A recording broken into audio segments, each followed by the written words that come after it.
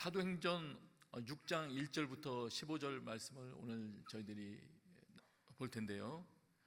사도행전 6장 1절부터 7절까지는 공동체 내에 갈등이 일어난 것을 해결하는 일이 담겨 있고, 그리고 8절부터는 스데반 그분이 그 복음을 지혜와 성령이 충만하여 증거하는 장면이 담겨 있습니다.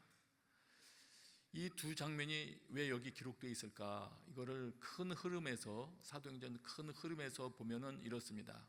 그것을 이해하기 위해서 두 구절을 살핀다면 이렇습니다. 먼저 그 공동체 그 갈등 장면과 관련된 것 6장 7절 한번 보겠습니다. 6장 7절 같이 한번 읽겠습니다. 시작. 이렇게 해서 하나님의 말씀은 계속 널리 퍼져나갔으며 이로써 예루살렘에 있는 제자들의 수도 더욱이 수많은 제사장들도 이 믿음에 순종하게 됐습니다. 이렇게 해서 이제 갈등 해결한 것이죠. 이렇게 해서 하나님의 말씀은 계속 널리 퍼져나갔다. 그 다음에 스데반 6장 10절입니다. 6장 10절도 한번 같이 읽어보겠습니다. 시작. 스데반이 지혜와 성령으로 말하는 것을 모두 당해낼 수 없었습니다. 지혜와 성령으로 무언가를 증거합니다. 이 내용 논쟁했을 때 사용된 그 내용들을 보니까 역시 복음을 증거하고 예수 그리스도 사건을 증거한 것이 그 핵심에 있습니다. 그럼 이 두 내용이 거기에 포함되어 있는 것으로 봐서 이렇게 이해할 수가 있습니다. 오늘 우리가 보게 될 6장에 기록된 이 두 장면은 초대 교회 당시 교회가 복음을 증거하는 과정 중에 등장하는 방해들을 극복하는 내용들이라는 것을 우리가 알게 됩니다. 그것과 관련이 있구나. 교회가 메시지를 증거하는데 방해가 등장하고 교회는 그것들을 극복하며 나가고 있다. 이 부분을 보게 됩니다. 한 가지씩 조금 자세히 한번 보겠습니다. 일단 큰 흐름만 생각해도 어느 정도 이해가 될 터인데 한 부분 한 부분을 좀 살펴보면서 그 내부에서 또 다른 가르침들도 찾아보고 싶습니다. 6장 1절 한번 먼저 보세요. 1절부터 이제 내부 갈등을 극복하는 장면이라고 했죠. 그 내용 중에 포함되어 있는 내용들을 좀 살펴보겠습니다. 6장 1절 함께 읽습니다. 시작. 이 무렵 제자들의 수는 점점 늘어났습니다. 그때 그들 가운데 그리스파 유대 사람들이 히브리파 유대 사람들에 대해 불평이 생겼습니다. 매일 음식을 분배받는 일에서 그리스파 유대 사람과 유대 사람 과부들이 빠졌기 때문입니다. 이 부분은 좀 용어를 몇 부분 이해하는데 도움이 될 것 같습니다. 그리스파 유대 사람들, 히브리파 유대 사람들, 이건 뭐냐? 많이 들어보셨겠지만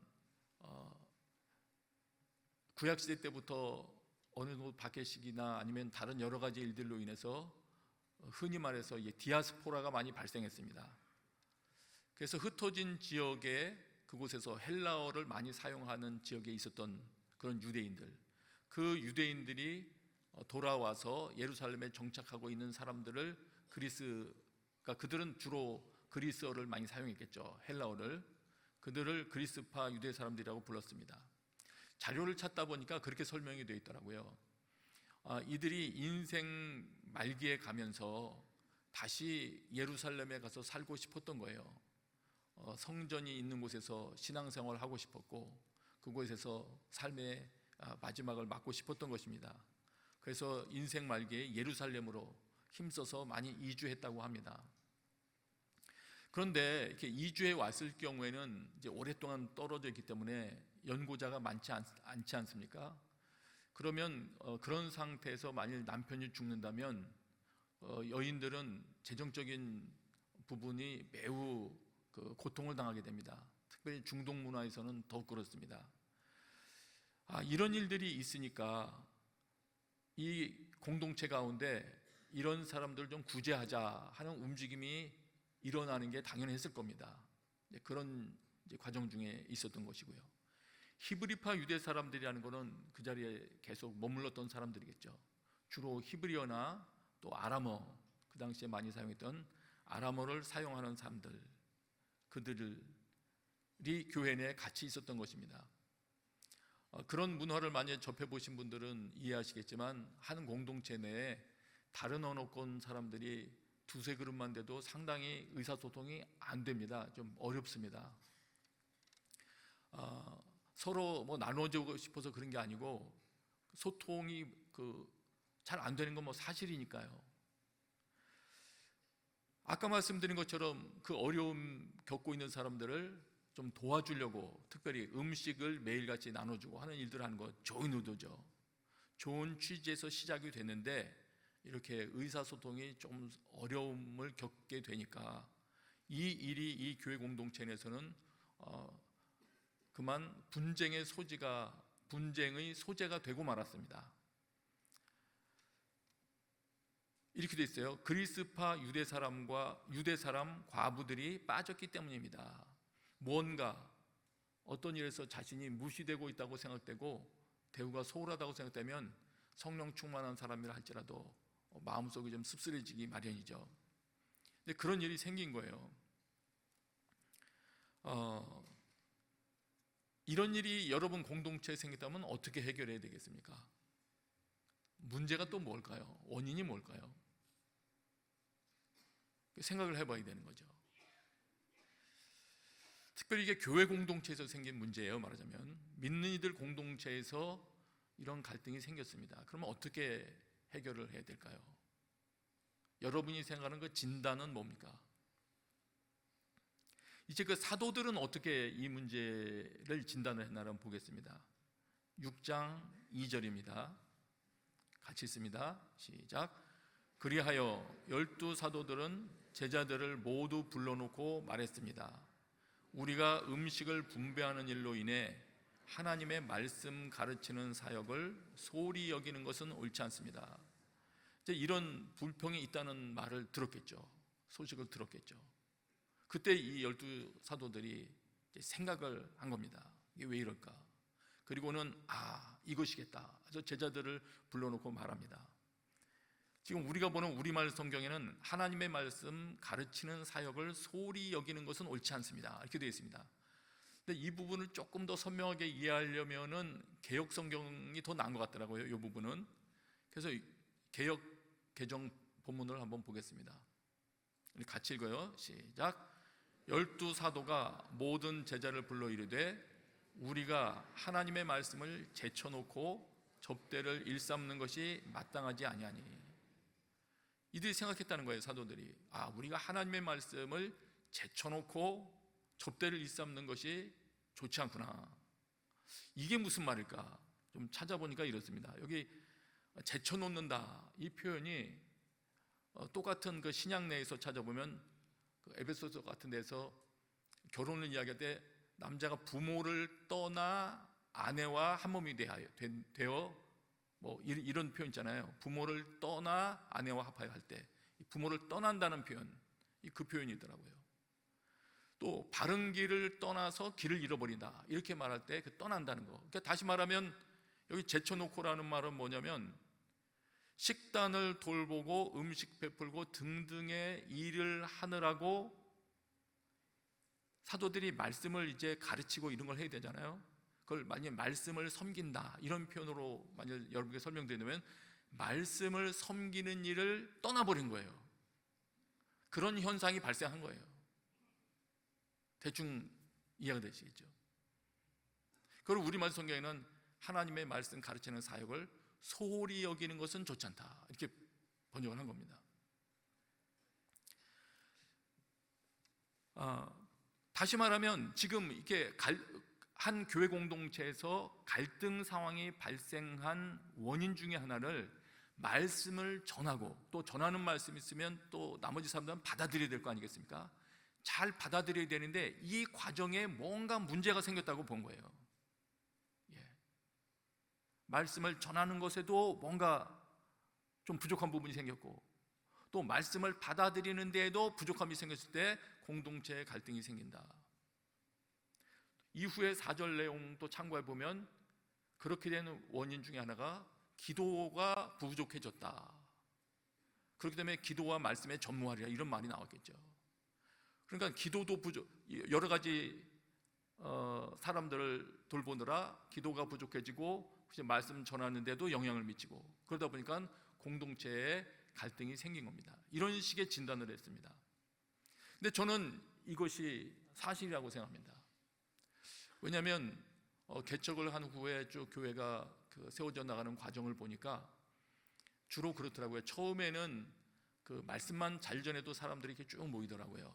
말씀만 잘 전해도 사람들이 모이는데 일정 숫자 이상으로 규모가 불어나면 그 다음부터는 반드시 행정적인 것이 필요하더군요. 그것이 없으면은 다양한 일들이 다 이런 흔히 말해서 영적인 어려움으로까지 다 변해버립니다. 그래서 잘 해야 되는데, 그때 교인들이 성도들에게 말씀을 잘 전해서 성도들이 말씀으로 잘 양육되고 말씀을 통해서 늘 자기가 스스로를 교정하는 거죠. 마음속에 이런 불평이 생길 때 이거는 이렇게 해야 돼 하면서 말씀을 통하여 스스로를 다져나가면 그래도 그 교회 공동체가 분위기가 부드러운 분위기가 되더라고요. 그런데 그렇지 못할 경우에는 좀 거칠어지는 것을 봤습니다. 실제로 이끌어가면서. 그래서 많은 경우에 교회 공동체에 지금 사도들이 진단한 이 내용은 저는 사실이라고 생각이 돼요. 경험상. 그리고 많은 여러분들 공동체도 마찬가지인데 그리스도인들조차도 많은 문제가 발생했을 때 그 문제를 해결하는 최종 답, 최종 기준을 성경에서 찾지 않는 분들도 계시더라고요. 이렇게 되면 성경을 최종 권위로 생각하지 않으면 다 각자 자기가 생각하는 그 기준을 가지고 판단하기 때문에 하나 되기가 어렵습니다.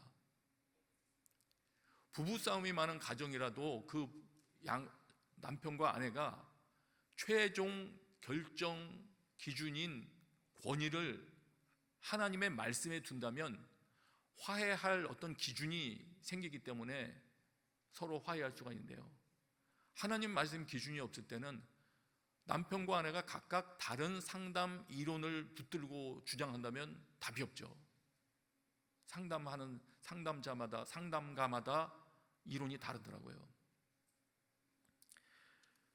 그래서 구성원들이 말씀을 존중하는 그런 공동체는 갈등을 해소하기가 쉬운데 그렇지 않은 경우에는 어렵다는 것을 종종 목격하게 되었습니다.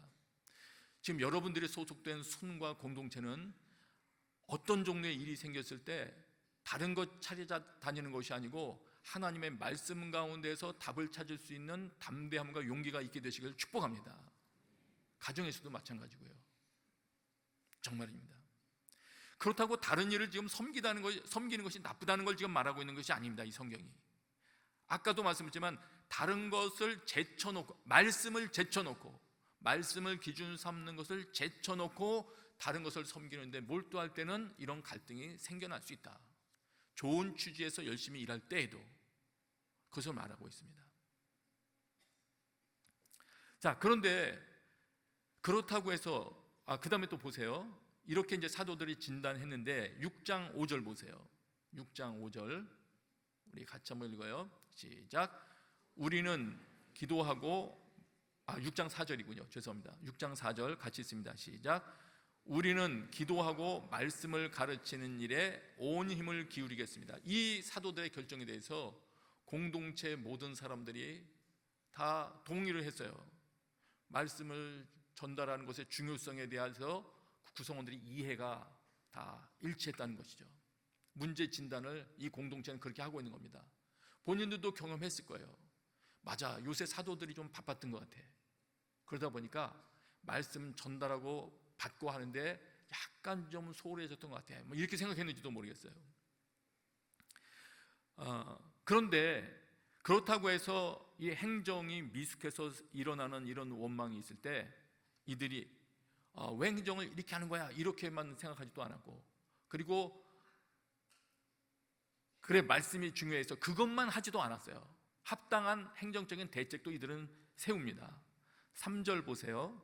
3절 여러분 눈을 보세요. 이렇게 읽을게요. 형제들이여, 여러분 가운데 성령과 지혜가 충만하다고 알려진 사람 7명을 뽑으십시오. 그러면 이 임무는 그들에게 맡기고 우리는 기도하고 말씀을 가르치는 일에 온 힘을 기울이겠습니다.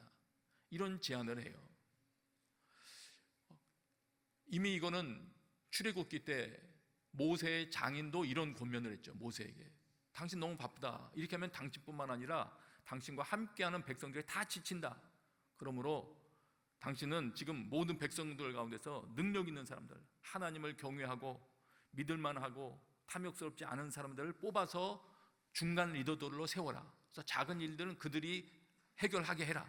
이런 식으로 조언을 해줍니다. 하나님이 이런 것을 활용하시더라고요. 행정 조직을 무시하지 않으세요. 하나님께서. 전에도 말씀드렸던가요? CCC와 이 순복음교회 거기 자료집을 제가 읽다 보니까 어느 정도로 숫자가 커지기 시작할 때 하나님께서 조직도를 보여주셨대요. 순조직 개념을, 구역 개념을. 하나님이 기도할 때 이런 것도 보여주시는 분이시네. 하나님 그런 거 활용하시는 분이시죠. 그러나 지금 말씀드리고자 하는 핵심은 이것입니다. 지금 말씀드리고자 하는 핵심은 그렇게 행정적인 조직을 하는 것이 필요하다, 이것만을 강조하는 것은 아니에요. 그것만을 강조하다 보면 이상한 길로 갈 수도 있습니다. 경영학에서도 이런 거 많이 활용하지 않습니까? 한번 저희 온누리교회에서 OMC가 한창일 때 저희 온누리교회가 이렇게 사역하고 있다는 것을 한국에 있는 많은 교회들에게 설명하던 그런 시기가 있었어요. 그런데 아마 교회 중에서는 온누리교회가 리더십과 관련된 이론을 설명한 건 처음이었다고 저는 개인적으로 생각하는데, 그래서 저도 뭔가를 하나 강의를 하게 됐습니다. 그래서 이런 말하자면 뭐 행정적인 이런 부분, 또 온누리교회 조직과 관련된 걸 막 강의를 했어요. 그랬더니 그 강의 때 앞에 앉아있던 어떤 젊은 분이 계속 얘기를 듣거든요. 고개를 끄덕끄덕 하시더라고요. 그러더니 강의를 끝난 후에 오늘 강의를 정말 잘 들었습니다. 그러더라고요. 그래서 저는 제가 잘했는 줄 알고 막 기뻐서 어깨를 으쓱하려고 하는데 그 다음 말이 제 가슴에 탁 닿았습니다. 우리 회사에서 가르치는 거하고 똑같네요. 정신이 번쩍 났어요. 외국에 있는 큰 교회들에서 경영학 이론을 도입해서 운영을 한 거더라고요. 보니까. 그러니까 이분이 그런 반응을 보는 거죠. 지금 이거 그 말을 하는 게 아니에요. 교회도 경영학 이론이 필요하고 이렇게 된다, 그걸 말하는 게 아니고, 철저하게 말씀드리는 것은 그렇게 조직과 이런 모든 하는 것, 교육도 행정도 복음 전함을 위함이라는 것을 우리는 잊지 않아야 됩니다. 그러니까 여기서의 행정은 어떤 것입니까? 바르게 복음을 전하기 위한 그런 내용이에요. 그것을 위해서 공동체를 바르게 하기 위한, 갈등을 해소하기 위한 그런 종류라는 것을 여러분 기억하셔야 됩니다. 소위 말해서 일을 잘 돌리기 위함이 아니에요. 또 하나 놀라운 게 있습니다. 이 제안을 기쁘게 사람들이 받아들여서 믿음과 성령이 충만한 사람 7을 택해서 세워서 등장하게 합니다. 이것도 놀라운 일이에요. 여러분 생각해 보세요. 지금 여러분 공동체 가운데 만일 성령과 지혜가 충만한 사람, 믿음과 성령이 충만하다고 칭찬받는 사람 7을 세우십시오. 그럼 누구 이름이 떠오르세요? 없다고 제가 무시하는 게 아니에요. 성령과 지혜가 충만한 사람, 금방 이렇게 쫙 추려서 이분들입니다. 할 수 있을까? 이런 기준의 사람을 바로 선정할 수 있는 이 공동체도 참 놀라운 수준입니다. 어쨌든 이렇게 해서 이 공동체는 결론이 이런 문제를 해결하면서 6장 7절에 보면 아까 읽었죠? 이렇게 해서 하나님의 말씀은 계속 널리 퍼져 나갔으며 이로써 예루살렘에 있는 제자들의 수도 많이 늘었고 더욱이 수많은 제사장들도 이 믿음에 순종하게 됐습니다. 이런 결과를 얻게 되었습니다. 그래서 우리 공동체에서 일어나는 일들, 특별히 우리 그리스도인들은 우리 공동체에서 일어나는 일들이 자기만의 문제가 아닙니다. 우리만의 문제가 아닙니다. 이것은 하나님의 말씀을 증거하는 것과 관련된 문제이기 때문에 하나님 그분과 관련된 문제라는 걸 우리 잊으면 안 됩니다. 우리가 이 갈등을 말씀을 통해서 해결하지 못한다면 하나님을 오해하게 만들기도 하는 것이고, 또 그 말씀 전달의 통로로 쓰임받는 그 통로 자체를 오염시키는 역할도 하는 겁니다. 다시 한번 말씀드립니다.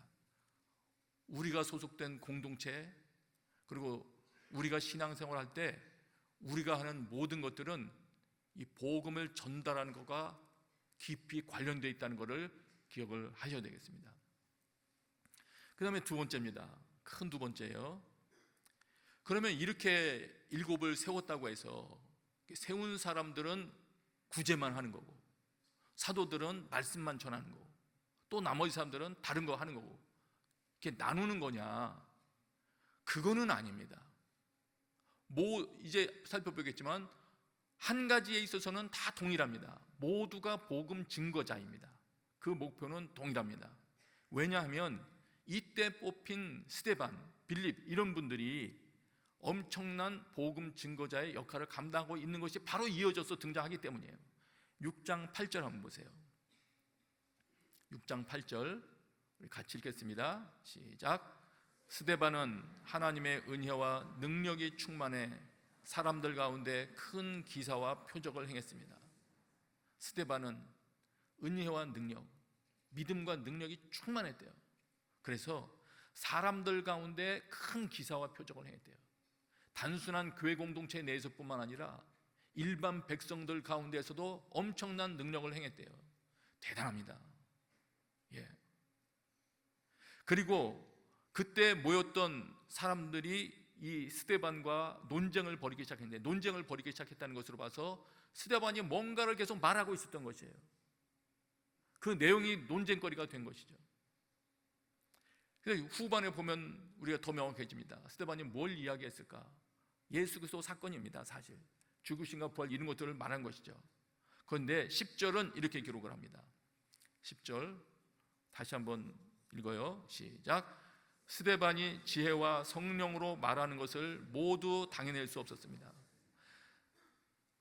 스데반이 말할 때 그 말을 통해서 나타나는 것이 있었습니다. 지혜와 성령님이었어요. 그것에 대해서 공격자들, 대항하는 자들이 도저히 대항할 수가 없었다. 이 부분을 지금 주목하고 있는 것도 이 스데반이 얼마나 강력한 증거자였나 하는 것을 보여주는 것입니다.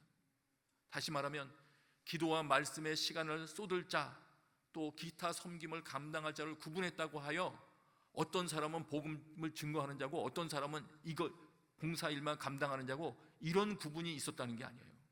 어떤 역할을 감당하든 주 목적은 명확했습니다. 복음을 증거하는 역할.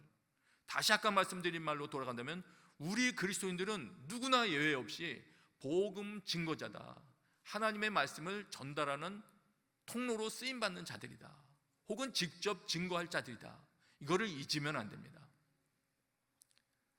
구제도 복음도 성령의 능력으로 담당하는 것이다. 자, 스데반이 이렇게 말하자 또 다른 일이 이제 발생합니다. 11절이에요. 11절 제가 읽게요.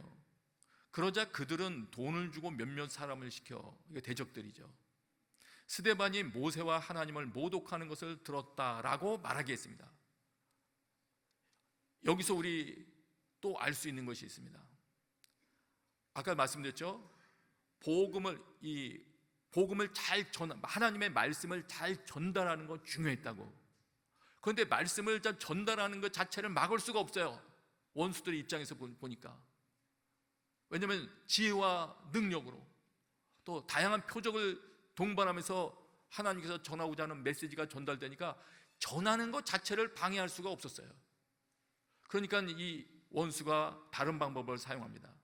돈을 주고 몇몇 사람을 시켜 이러이러한 걸 들었다고 말하게 했다. 이건 왜 이런 말을 먼저 퍼뜨릴까요? 말을 듣게 되는 사람들에게 왜곡된 정보를 심어줘서 듣는 거를 방해하는 거죠. 지금 증거자들이 말하는 하나님의 말씀을 받아들이는 이 일을 방해하고 있는 것입니다. 6장 12절부터 보세요. 그들은 이렇게 백성들과 장로들과 율법학자들을 선동합니다. 그리고 가짜 증인들을 내세워 거짓 증언도 하게 합니다. 이런 것들, 이것도 사실입니다. 그 이단 단체명은 제가 말씀 안 드릴게요. 단체명을 말하니까 검열이 돼가지고 삭제가 되기도 하고 그러더라고요, 방송이. 이 집단에 가서 한 일주일 동안 강의를 듣고 오면은요, 어떤 일이 생기는지 모르겠는데 그 다음에 교회 오면 설교가 안 들리는데요. 저는 이것이 정말 확실하다고 확인한 거는 서로 다른 두 시기에 서로 다른 사람으로부터 똑같은 말을 들었어요. 동료로부터 끌려가서 그 단체에 가서 일주일간 교육을 받았대요. 그것도 저녁에 쭉 하는 강의, 일주일 강의. 그런데 그 친구가 이를 강력하게 끌고 나와서 빠져나오게 했는데, 그 다음에 일주일간 강의를 두고 교회에 왔는데 목사님이 하는 그 교회 목사님의 설교가 들리지 않아서 다시 들리기까지 1년이 걸리더래요. 1년이. 근데 또 다른 사람 왔는데 그 사람도 똑같은 말을 하더라고요. 깜짝 놀랐어요. 일주일 교육을 받는데 대충 다시 들리는 데까지 1년 걸렸습니다. 무섭습니다. 다른 여러 가지 것들도 마찬가지입니다. 여기서는 중요합니다. 이 정도로 하나님의 말씀을 사람들에게 전달하는 것이 중요하구나. 하나님은 사람을 살리기 위하여 말씀을 어떻게 해서든지 전달하고자 하시고, 증인 세워서 말씀하게 하시고 증거하게 하시고, 또 어떤 공동체가 말씀 전하기에 적합한 모양새를 갖추면서까지 그 말씀을 전달하는 통로로 쓰임받기를 간절히 원하셔서 이런 것을 가르쳐 주시고, 반대로 악한 원수들은 그 하나님의 말씀이 전달돼서 마음에 심겨진 것을 방해하기 위하여 이런 일까지 하는 것이에요. 여러분, 하나님께 기도하시기 바랍니다. 여러분들이 증거하는 말뿐만 아니라 하나님의 말씀이 여러분에게 전달되어 올 때에도 여러분의 심령 속에 살아계신 하나님의 말씀이 심겨질 수 있는 은혜를 주십시오. 기도하시기 바랍니다. 중요한 것입니다. 하나님이 얼마나 중요하다고 생각하시면 그토록 원하시겠어요? 그 일이 여러분에게 발생을 해야 됩니다. 원수가 가로막는 이것을 통해서 우리가 아는 거예요. 정말 중요하구나. 하나님의 말씀이 내 중심에 심겨지는 것이 정말 중요하구나. 스데반이 무엇을 말했을지, 그 중에서도 무엇을 말했을지가 공격을 받는 내용 중에 나와요. 13절에 보면 이렇게 나와요. 중간에 이 사람은, 스데반이죠, 이 거룩한 곳과, 성전입니다, 율법에 대해 험담을 그치지 않고 계속해 왔습니다. 14절, 우리는 이 사람이, 스데반이에요, 나사렛 예수가 이곳을 무너뜨리고 성전을 무너뜨리고 모세가 우리에게 전해준 관습들, 토라죠, 이것을 바꿀 것이라는 말을 들었습니다. 이들에게는 성전이 중요했고 율법이 중요했습니다. 근데 예수님께서 성전을 홀라 다시 세우다는 언급하셨던 것, 부활에 대한 언급을 하셨던 걸 기억하고 있을 거예요. 또 예수님은 율법을 폐하러 온 것이 아니라 완성시키러 왔다고 하신 이런 내용들을 언급하면서 무언가를 설명했을 거예요, 스데반이. 그럼 요약하면은 예수 그리스도의 십자가와 부활을 중심으로 해서 뭔가 가르침을 설명했을 거예요. 그거를 권능을 가지고 스데반이 설명했을 거예요. 그거를 망가뜨리기 위하여 이걸 말하는 겁니다. 이 자는 그것에 대해 험담을 그치지 않고 계속하고 있다. 여기서 우리는 명확하게 또 보는 거죠. 성령과 지혜로, 믿음과 성령으로 충만하여 말하는 그 말과 매수당하여 말하는 말은 차이가 있구나. 그 차이는 이제 7장으로 가서 더 명확하게 알게 됩니다. 오늘은 그렇다는 것만 지금 여기서 보는 거예요. 나는 뭘 말하고 사는 사람인가? 우리 생각해 봐야 되겠습니다. 하나님께서는 이처럼 하나님 자신의 말을 전달하기를 원하시는데 나는 무슨 말을 하며 사는 자인가? 여러분 입술 속에, 여러분 마음 가운데에도 하나님께서 그토록 전달하기를 원하시는 하나님의 말씀과 예수 그리스도와 관련된 말씀이 운반되는 데 쓰여지는 일이 여러분의 입술에 있게 되시기를 축복합니다. 15절이에요. 그러자 공회에 앉아있던 사람들이 모두 스데반을 주목했습니다. 그때 그의 얼굴은 마치 천사의 얼굴처럼 보였습니다. 내용뿐만이 아니었어요. 스데반의 삶이 여기서 묻어나오는 거죠. 마음속에 무엇이 충만했는지. 그의 얼굴은 마치 천사의 얼굴처럼 보였습니다. 저도 이렇게 되기를 원해요. 근데 제가 제 얼굴 보니까 인상이 좀 안 좋더라고요. 좀 웃어야 되는데. 다시 정리할게요. 스데반 이야기가 그런데 그렇다고 해도 여기 왜 들어있나? 이제 오늘 이 6장 후반에 있는 스데반의 이야기로부터 시작해서 이렇게 해도 말씀 증거하는 것을 막을 수가 없으니까 이제 본격적인 큰 박해가 다가옵니다. 그럴 때 그리스도인들이 어떤 모습으로, 진짜 그리스도인들이라면 어떤 모습을 취해야 하는지를 오늘 보여주는 거예요. 스데반의 모습을 통해서요. 스데반의 순교 장면은 예수 그리스도와 너무 닮았어요. 모든 성경학자들이 동일하게 그렇게 얘기를 하더라고요. 그 모습에 우리를 그걸 보여주는 거예요.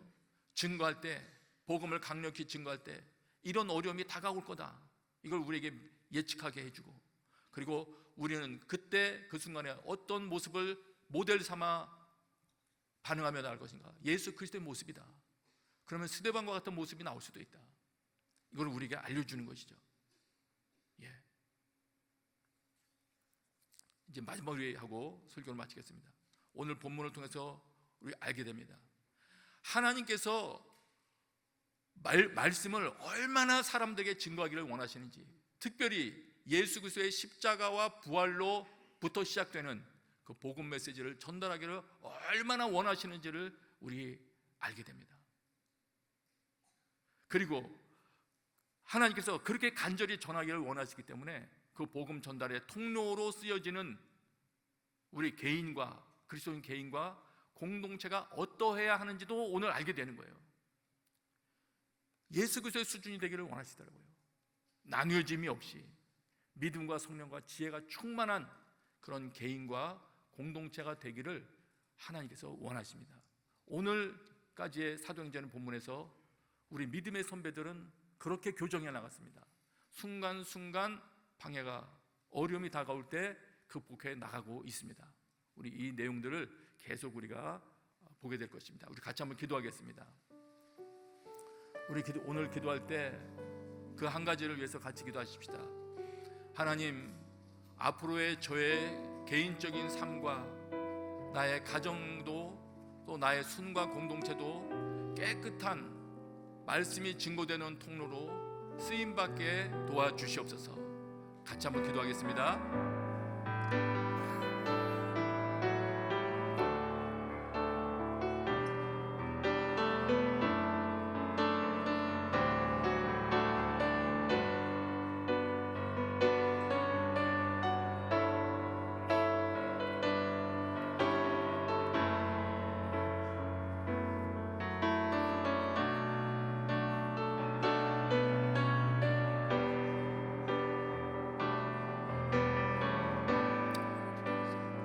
아버지 하나님, 감사합니다. 오늘 이곳에 모여있는 모든 이들을 축복합니다. 평생 남은 인생을 살아갈 때 이제 예수 그리스도의 말씀이 이들을 통하여, 이들의 말과 삶을 통하여 깨끗하게 전달될 수 있도록 그 일에 쓰임받는 자들 되게 하여 주옵소서. 예수님의 이름으로 기도합니다. 아멘.